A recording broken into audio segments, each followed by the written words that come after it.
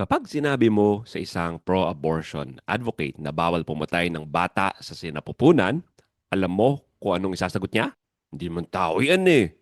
Pero paano kung may isang tanong ka lang, isang simpleng tanong na magpapatigil sa kanya? Today, bibigyan kita ng 4 steps para i-destroy ang kahit anong pro-abortion argument. At hindi mo kailangan maging debate champion para gawin ito. Alam mo yung feeling, nasa family gathering ka o kaya sa Facebook comment section, tapos biglang may nagsabing, my body, my choice. O kaya, masyado pa siyang bata para mag-alaga ng baby. O kaya, bunga yung bata ng rape, kaya kailangan i-abort. At doon ka natitigil. Hindi dahil mali ka, kundi dahil hindi mo alam kung paano i-articulate yung sagot. Karamihan sa ating mga pro-life, alam natin na mali ang abortion. Pero iba ang alam sa kayang i-defend. At dyan tayo madalas natatalo. Hindi sa logic, kundi sa preparedness. Kaya ngayong araw, I will teach you a technique na tinatawag na trot out a toddler or TOAT. Ginagamit ito ng mga pro-life advocates worldwide. At ang ganda nito kasi hindi mo kailangan ng theology degree.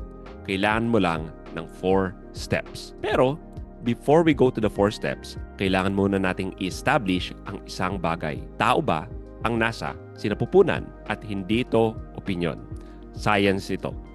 3 tanong lang ang dapat nating itanong. Number 1, if it grows, hindi ba buhay ito? Number 2, kung ang magulang niya ay tao, hindi ba tao rin ito? At number 3, kung tao ito, hindi ba may halaga ang buhay niya? So 3 tanong lang yan. Walang theology, walang Bible verse, pure logic. At kapag nag-agree ang kausap mo dito, at karamihan naman sa kanila ay mag-agree, ready ka na sa 4 steps. And wait until step number 3 dahil yun ang pinaka-powerful.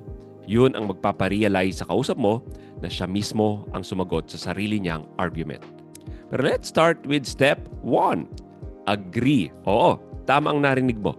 Mag-agree ka muna sa kausap mo. Bakit? Kasi kapag ang unang sinabi mo sa isang pro-abortion advocate ay mali ka, well, tapos na. Defense mode na siya. Wala ka nang mako-convert. Pero kapag sinabi mong, alam mo, I agree with you na mahirap maging isang teenage mom. Mahirap talaga yan. Nagbabago ang atmosphere kapag sinabi mo yan. Hindi ka na kalaban, isa ka ng kausap at hindi mo naman kailangan mag-agree sa abortion.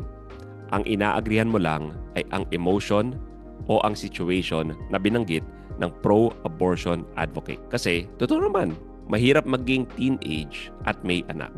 Walang nagde-deny nun. So, step 1, i-validate ang concern niya. Maging tao ka muna bago maging debater. Kaya pupunta na tayo sa step 2. Apply. Dito papasok ang trot out a toddler. At ito ang trot out a toddler or TOAT. Kunin mo ang exact same argument niya. Pero palitan mo ang unborn ng toddler. Isang batang naipanganak na. Halimbawa, kunwari sinabi niyang, paano kung may isang teenager na hindi nakapag-aral kasi buntis siya? Then ito yung sagot mo. Okay, let me ask you this. Paano kung ang teenage girl na yan, naipanganak na ang baby niya? 2 years old na. Pero nahihirapan pa rin siyang mag-aral dahil inaalagaan niya yung bata. Okay lang bang patayin niya yung 2 years old para makabalik siya sa school? Obviously, ang sagot ay hindi. At dyan mo siya nahuli. Kasi kung hindi okay sa born child, bakit okay sa unborn child? Isa na lang ang tanong na natitira. Ano ba ang pagkakaiba nilang dalawa? At yan ang power ng trot out a toddler. Hindi mo siya inaatake, ginagamit mo lang ang sarili niyang logic at ina-apply mo sa senaryo na makikita niya ang absurdity. And by the way, kung gusto mo ng mga ganitong contents, kung gusto mong ma-equip at ma-defend ang values mo, at ang buhay ng unborn, mag-subscribe lang sa channel na ito. Ito lang ang conservative podcast sa Pilipinas at marami pa tayong episodes like this. Okay, punta na tayo sa step 3.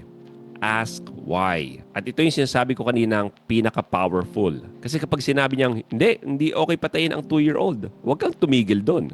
Tanungin mo kung bakit. At kadalasan, ang mga sagot nila ay, kasi illegal yan. O kasi tao na yan. Kung ang sagot ay illegal, sundan mo ng So, kung gawing legal, okay na? Kung magpasa ng batas na pwede nang patayin ang 2-year-old, papayag ka ba? Siyempre, hindi din siya papayag. At doon mo makikita na hindi pala legality ang issue. Hindi rin age. Hindi rin size. Ang totoong tanong ay, tao bang nasa sinapupunan o hindi? At yan ang beauty ng Ask Why.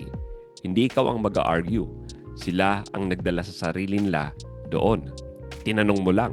At ngayon, Step 4, yung pagtatapos na magtatay sa lahat. Ito ang moment na binibridge mo ang lahat. Sasabihin mo, so hindi pala issue kung teenage pa yung girl na nagdadalang tao. Kasi kung di okay patayin ang naipanganak na dahil lang nahirapan ang teenage girl na nanay, the real question is, ano ba ang pagkakaiba ng naipanganak na sa hindi pa naipapanganak?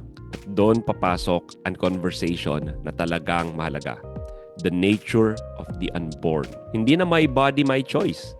Hindi na what about the rape? Hindi na what about poverty? Lahat ng arguments na uugat sa isang tanong. What are the unborn? And that's where you want the conversation to go. Kasi sa tanong na yan, nasa panig natin ang science and logic at ang natural law. Kaya ang 4 steps ng trot out a toddler ay 4 A's.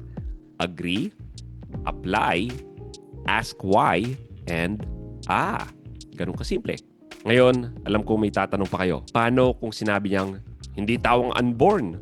Guys, lahat ng yan, meron tayong sagot. It's called the SLED test. SLED.